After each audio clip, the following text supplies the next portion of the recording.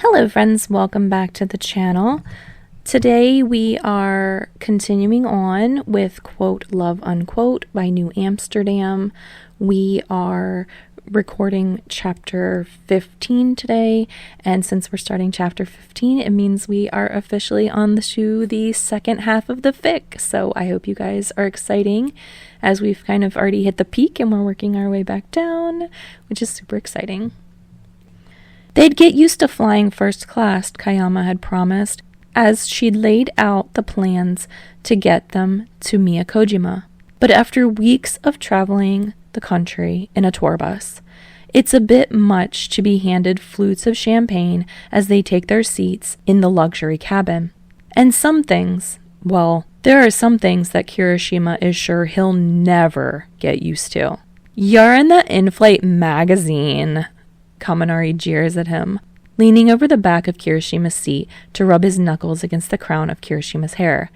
You really made it now. Jiro, sitting next to Kirishima, twists around in her seat to bat Kaminari away.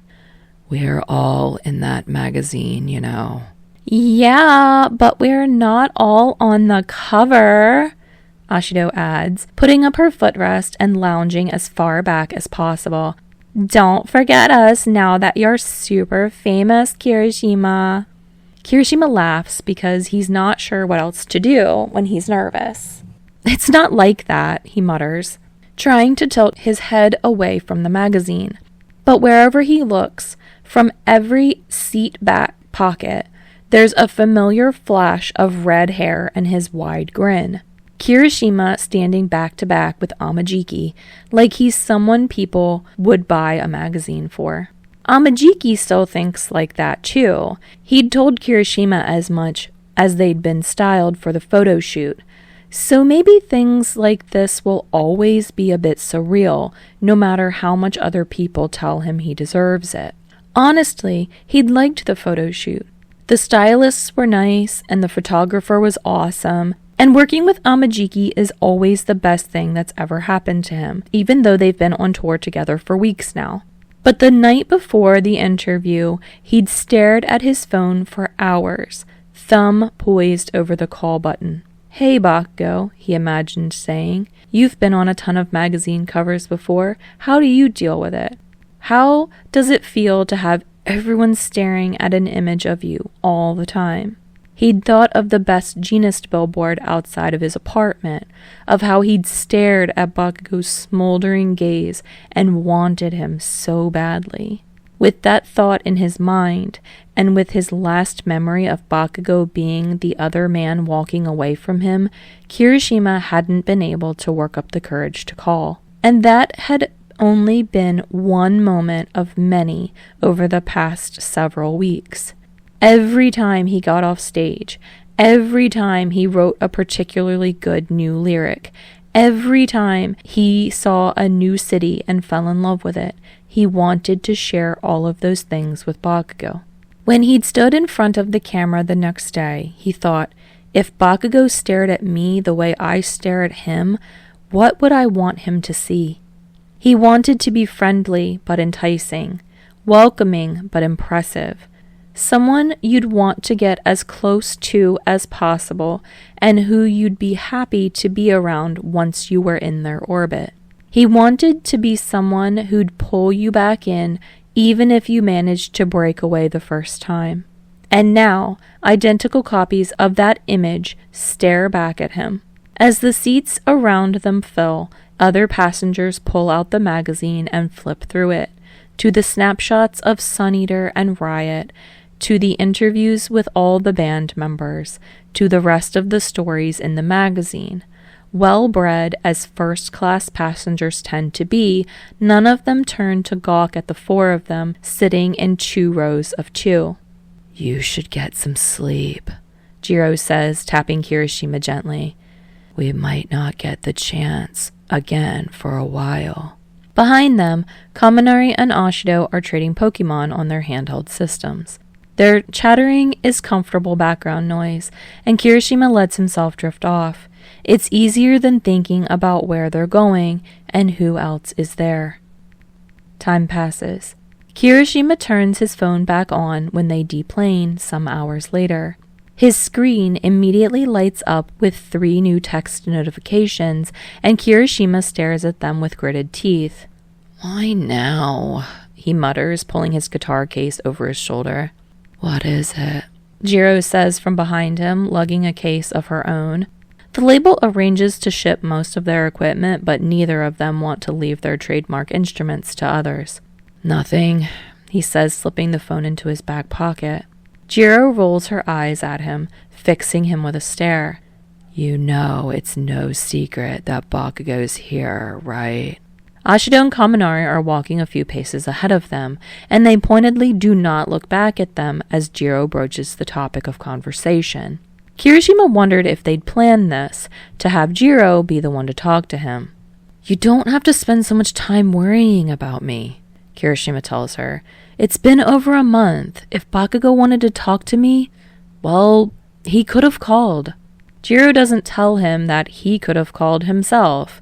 That's what Ashido's been reminding him of for weeks, sometimes gently and sometimes not.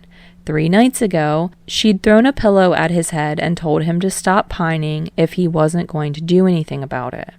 They've been worried about Ashido ever since their last performance with Present Mic, when she'd frozen on stage singing a song to Sero. It's not like she'd been different. In fact, she's been almost defiantly optimistic, as confident and energetic as ever. But they've known each other for a long time, for the rest of them to recognize a front when they see one. Kirishima usually only joins her in singing for their encores, for that single song. When their voices mingle together, he can feel every emotion she's keeping locked away. But he can't tell her to call Sero, or leave behind her feelings for him when they're causing her pain. He doesn't know which type of advice she wants, and which would serve her best. Eijiro sighs from beside him. "I really wish I could fix all your problems for you," she says. "All of you." Desperate to shift the mood, Kirishima opens his mouth to ask how Yaoyorozu is. She, at least, has been texting and calling Eijiro nonstop.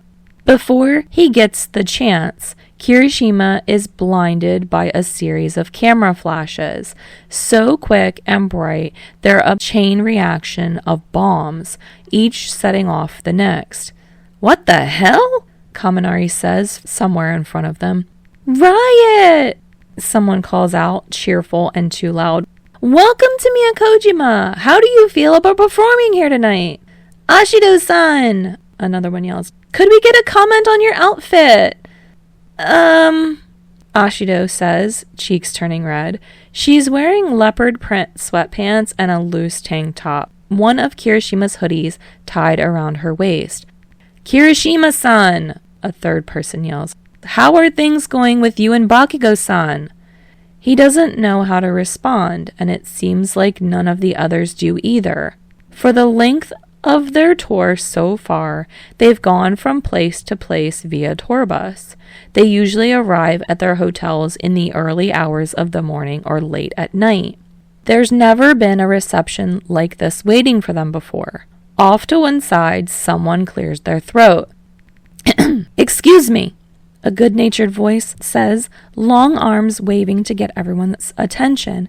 "But Riot's not taking any questions right now. In fact, I have a car waiting for everyone. Come with me."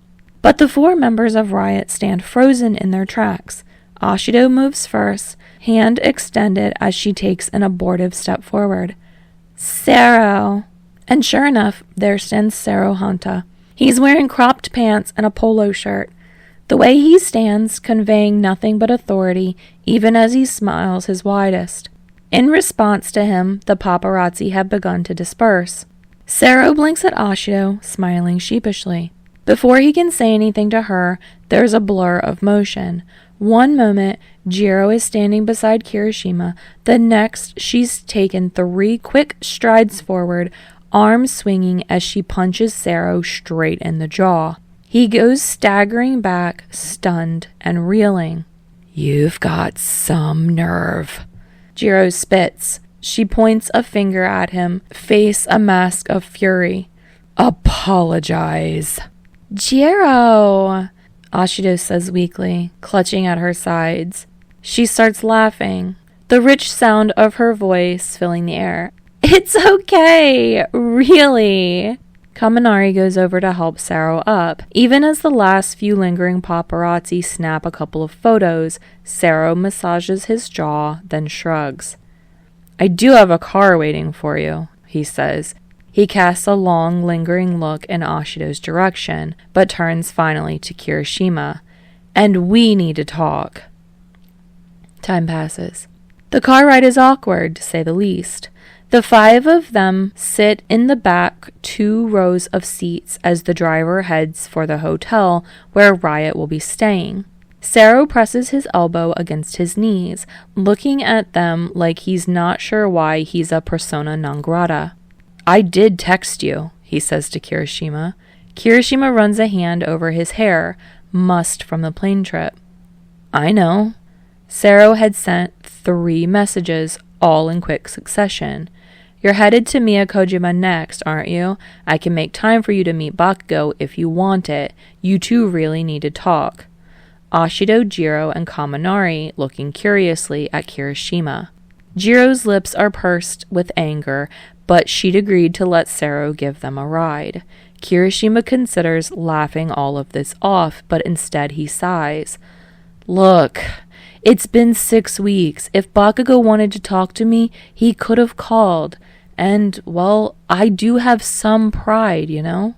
Bakugou hadn't even wanted to hear it last time. Kirishima had worked up the courage to tell him how he felt, and Bakugou had pushed him away entirely. He's had weeks to think about that, despite how hard he's tried to distract himself with the tour. And fuck, it hurts. He wants Bakugou to want him as much as he wants Bakugou. He wants that to be worth more than anything else. But it's not, and how can he keep throwing himself forward when Bakugou is never there to catch him? Sero shakes his head, his smile twisting into something ironic. Look, Kirishima, Bakugou is an idiot. Kaminari and Ashido start laughing, but Jiro just nods empathetically. Some of the anger fades from her gaze, like Sero's begun to redeem himself with that comment. He is, Sero insists. I mean, he's the smartest guy I've ever met, but he's still an idiot. And he's been miserable for weeks because he refuses to let himself call you. Part of Kirishima wants to retort, wants to snap that if Bakugou was so miserable, he could have called. But another part of him just hates the thought of Bakugou being miserable at all, if there's something he can do about it to help. He misses you, Sero says softly, looking down at his clenched hands. I know he does, so I'm asking you, as both a friend and his manager, to talk to him. Because if he screws up this movie because he's too busy thinking about you, I won't be happy about it. Sero looks up, then grins, and Kirishima sees his friend more than Bakugou's manager. His heart softens. Okay, he says after a moment. Okay. Great! Sero claps his hands together. Because this is your stop. The car pulls over abruptly, and Sero opens the door before Kirishima can blink. Ashido and Kaminari are pushing him out onto the street. Wait, now! Guys! Guys! As soon as Kirishima gets his feet under him, the car speeds away. Some days, Kirishima's not sure whether his friends are the best or the worst thing to ever happen to him, but he takes a deep breath because Bakugou is waiting for him. Time passes. It's a bar. Not the kind of place Kirishima imagines Bakugou in at all.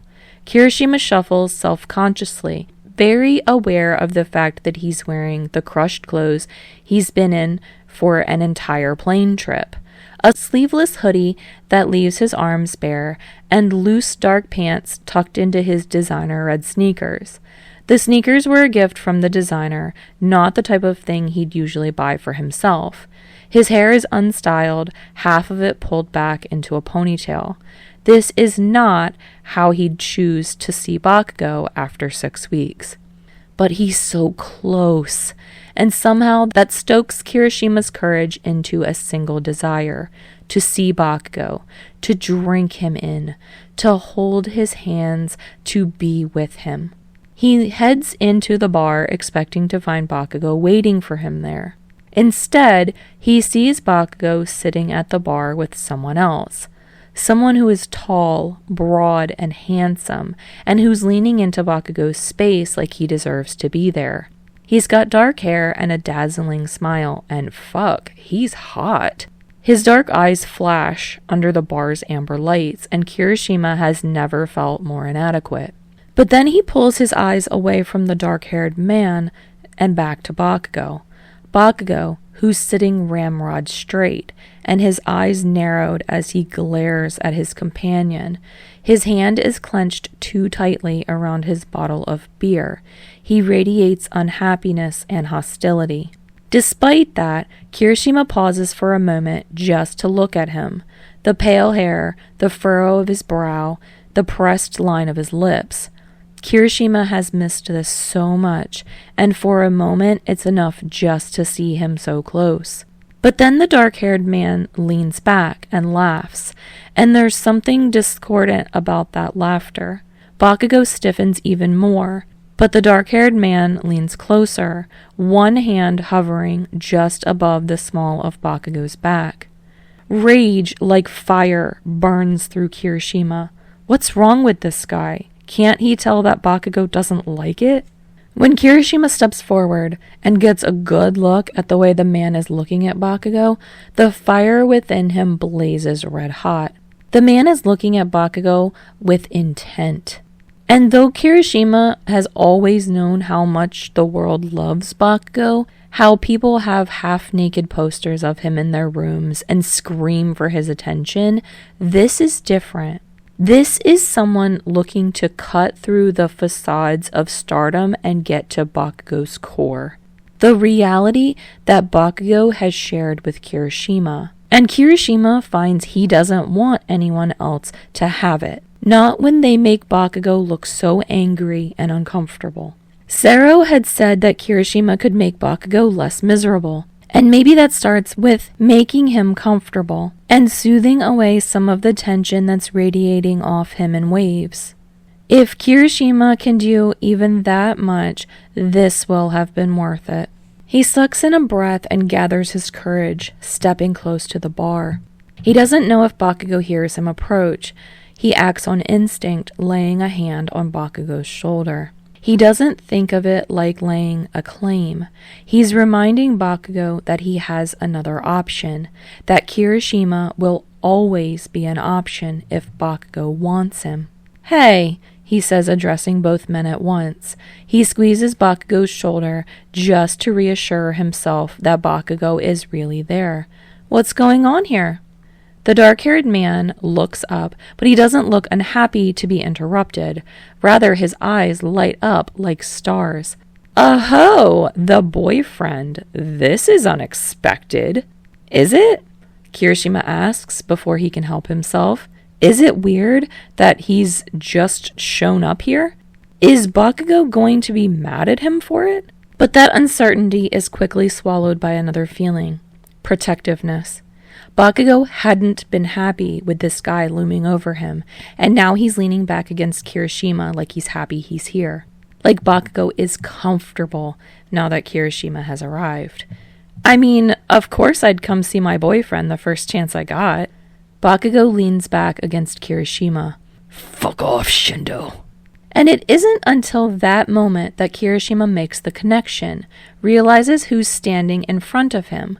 Shindo Yu, a relatively famous television actor, and perhaps someone Bakugou was working with. He's definitely someone in the industry, which means Kirishima has probably just interrupted something very important. Somehow, he's not quite as ashamed of that as he should be. "Hi," Kirishima says, stepping away from Bakugou to extend a hand towards Shindo. "I'm Kirishima." Bakugou lets out a grunt of annoyance. Shindo is smiling widely, the amber lights of the bar accentuating his handsome features, high cheekbones, and elegant curve of his lips. "Oh, I know," he says, shaking Kirishima's hand firmly. I mean, the tabloids say enough, even if Bakugou here doesn't say anything about you. Didn't you hear me, shithead? Bakugou barks. Get lost. Kirishima laughs, turning his head to look at Bakugou. Hey, don't be rude. He turns back around quickly, because Bakugou's eyes are like burning coals, and if Kirishima focuses on them, he doesn't think he'll be able to look away. It's fine, Shindo says, waving a hand. I'm used to it by now. You and Bakugou are working together then? Kirishima asks. Shindo nods, leaning his elbow against the bar and propping his chin against his hand. That's right, and I've already learned so much from him. I've always wanted to work with one of the UA alumni. Those guys are all in a league of their own, you know. Kirishima laughs again, good-natured and not at all nervous. Yeah, I know. Bakugou kicks him in the back of the shin, and Kirishima turns finally to face him. He's sitting on his bar stool with his arms crossed over his chest, expression somewhere between baffled and murderous. Is Shindo still speaking? Kirishima can't be sure, because his eyes meet Bakugou's, and it's like the past 6 weeks were just a dream. It's like he's just surfaced from the deep ocean and needs to take a gasping breath to fill his lungs with air. Because Bakugou's eyes are just as inscrutable as they'd been that night on Present Mike's balcony, and Kirishima can't wait anymore. He has to know. He reaches out, grabs Bakugou's hand. Bakugou doesn't pull away from him. Kirishima barely turns back to Shindo as he says, Sorry, Shindo-san, can you excuse us for a second? If there's a reply, Kirishima doesn't hear it. He's too busy trying not to trip over his own feet as he tugs Bakugou along, trying to find somewhere private, because everyone, Ashido and Eijiro and Kaminari and Sero, were right. He and Bakugou need to talk.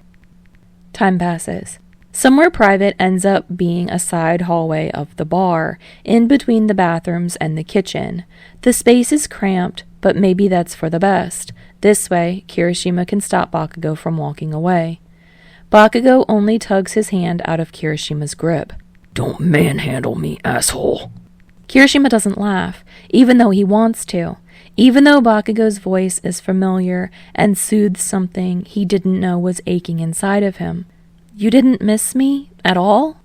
Bakugou leans back against the wall, arms crossed over his chest protectively. He looks at Kirishima and bites down on his lower lip, so hard that the flesh turns white. Kirishima waits, breath caught in his throat. He can't just impose his feelings on Bakugou. He wants to believe that Bakugou likes him, that they've come this far because something between them works. But there's only so far he can push and pull Bakugou without Bakugou taking a single step on his own. Hands press against his shoulders, forcing him back against the opposite wall. Kirishima grunts as his back hits the wall, but there's no time to process beyond that, because Bakugou is in front of him, crowding his space, and his face is only a hair's breadth away from Kirishima's. And then there's no space between them at all, because Bakugou is pressing his lips to Kirishima's in a fervent, desperate kiss.